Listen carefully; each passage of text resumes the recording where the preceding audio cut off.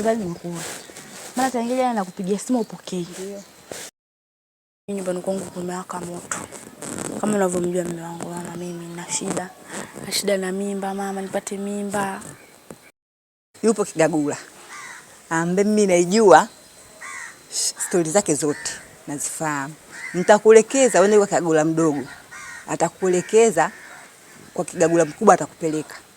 Akishakuelekeza ama atakupeleka yeye Kigagula mkubwa ndo animjua, kwa atakupeleka. Ukishafika pale atakusaidia.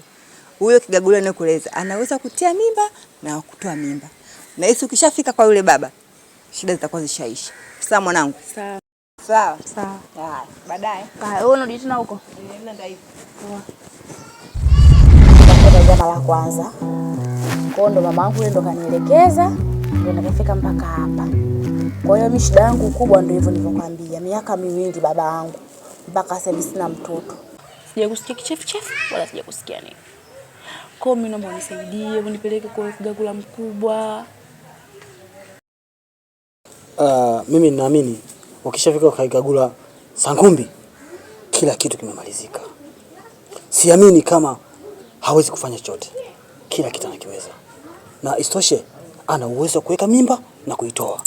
Kwa jambo lako hilo ninaamini linawezekanika kabisa. Kwa hiyo usiwe na shaka, Mimi niachie mimi. Nifikishie ujumbe. Endapo kubaliana na hilo, mimi nitakuja kuchukua. Sawa? Kwa hiyo yani unavyosema hivyo kwamba anaweza kakataa au? Sankumbi huaga hataki watoto wa kike kufika kwake. Hataki kabisa kwenye himaya yake kuonekana kuna mtoto wa kike anayefika pale. Basi sawa, mimi naomba kaongea naye vizuri kwa sababu mimi naweza nikatoa gharama yoyote mnayotaka ili mradi mimi nimpate huyo mtoto. Sawa, nimekuelewa. Hiyo kazi niachie mimi. Nitakufikishia ujumbe, endapo kikubali nitakufuata mwenyewe. Basi sawa, ina shida. Okay sawa, mimi ninatoka. Sawa. Sawa.